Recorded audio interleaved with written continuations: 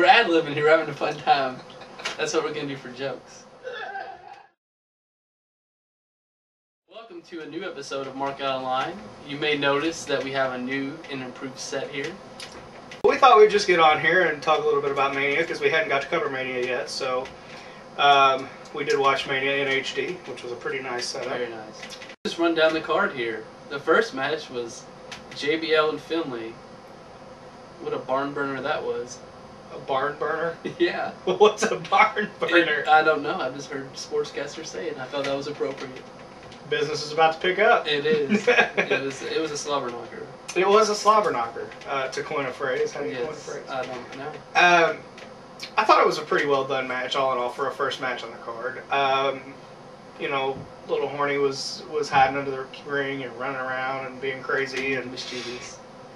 getting stuff thrown at him. Yeah, that was the highlight. One of the highlights of the night, in my honest to God opinion, was him getting a trash can thrown and just hitting the deck. That was pretty nice. It was pretty funny. It made me laugh. And again, you know, no McMahon involvement in this match, which it's been a heavy McMahon storyline for so long. And you know, I think we should give Vince props that on the biggest stage of them all, he let the other superstars shine and decided not to put himself over as much. Yeah. Money in the Bank 3. What'd you think? Well, I'm not as big of a fan of these type of matches, as I'm sure you know. I'm more of an old school wrestling fan. Yeah. And but my boy Punk came through in the end. You know, I was pretty much said all along that it was his night and it was his turn. There were some really nice spots in the match. Sure. You know, the flying dive that Shelton took onto the ladder was pretty amazing. And yeah, I think that topped last year's with Edge and Hardy. Yeah, the fact that Shelton's still walking is pretty amazing as well, because that was pretty crazy. And then of course we all got to see Matt Hardy's return at Mania, which was somewhat unexpected. If you could sum that up in 2 words, do you know how would you sum up that return in 2 words? Oh yeah! I thought Money in the Bank was one of the top matches of the night.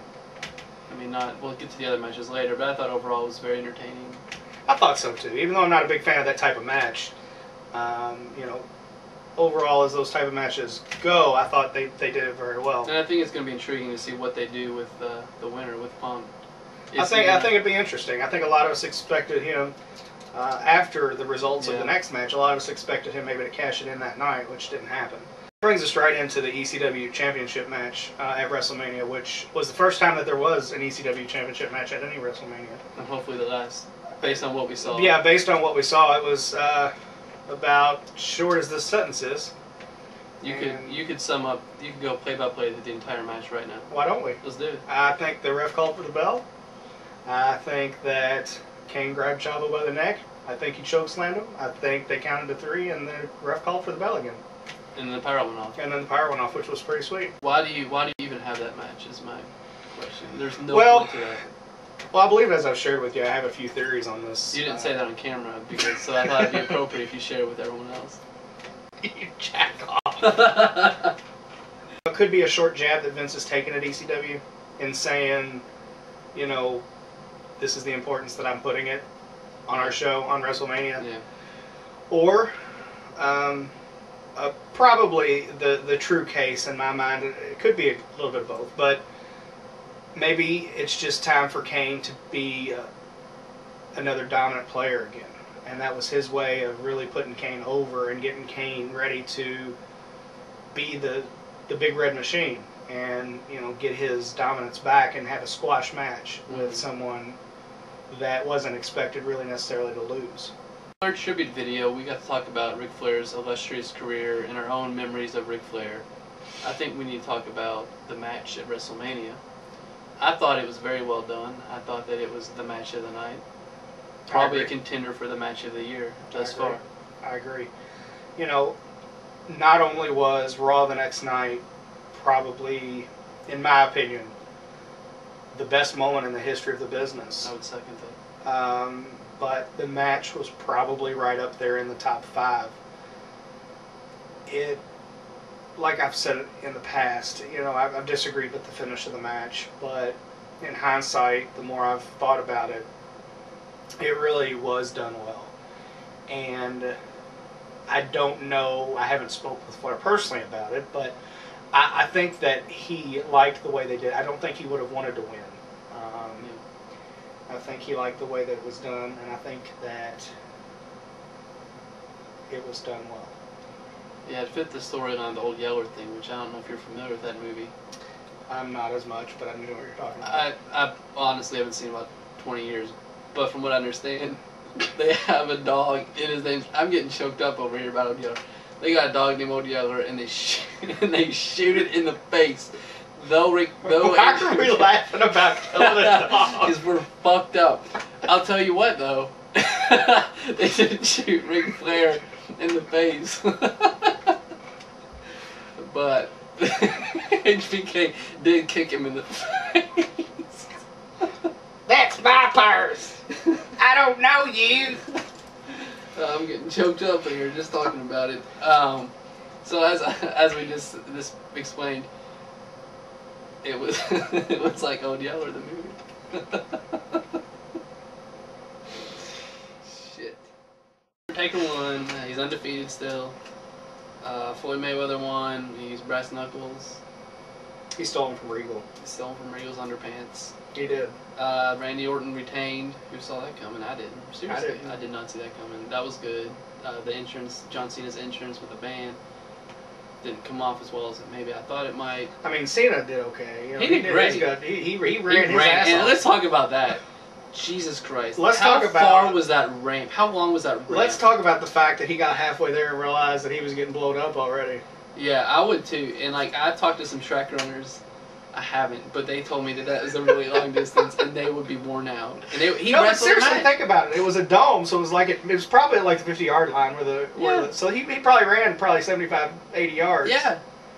That's a good run. That is a really good run. I used to have to run that when I was a trainer at Moorhead, and that sucked. I never had to run that, and I never trained anyone. But we'll see if you got a fat football player that goes down the other end of the field. You got a fat jog up to him and check on him. Yeah, see what had happened was. Shouldn't make him run. So that's WrestleMania is the way I see it. You just said so again. So what? This is, you gotta understand, this isn't really gonna even make a lot of sense when you watch it. This doesn't make any sense. And that's okay. This is, I want this to be a lesson to all you kids, why you shouldn't let people drink amped energy drink and then take a Benadryl. I swear that's probably a party drug somewhere. That's what this guy's doing, and I've got the giggles. I caught it from him. It's contagious. So, that's WrestleMania as far as I see it. I thought it was great. If he hadn't been jacked up on amped, this would have made more sense, and I hadn't got the giggles. But I'm being repetitive now.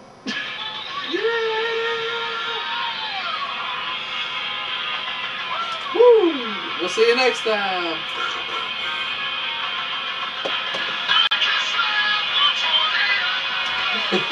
What does that mean? That's Kane. I know, but what does that mean? That song. That concludes the worst. This was probably the end of the show as far. No one's going to want to watch again. But if you do want to watch again, I'll tell you what we got coming up, boss. Well, we have the McNaylor brothers, the Man Beast himself, and his little mini-me brother, Tommy McNaylor. Tommy McNaylor. And what does everybody want? They want head. They do. Are they going to get it? They might get it. Al might bring head with him. He might. We have the snowman himself, Al Snow, coming up within the next few episodes, hopefully the next episode. So, check that out. We have Ernest, the Cat Miller's Hitman, his sidekick, Lamont, known as the Butler, Morris in OVW, and he was Bruce with the APA. Yeah. Check us out online at markoutonline.com, myspace.com/markoutonline, or on YouTube. You can search for Markout Online. You can Google us. Why not? I would. Markout Online. Just Google it. Who cares? Google. Seriously, you'd be surprised what kind of stuff comes up. It's weird. It is. It really is. Toe fetish stuff. That doesn't really happen. But you do get a lot of videos. These people over in Japan, they got these sites and they have race cars on them. And we're on a couple.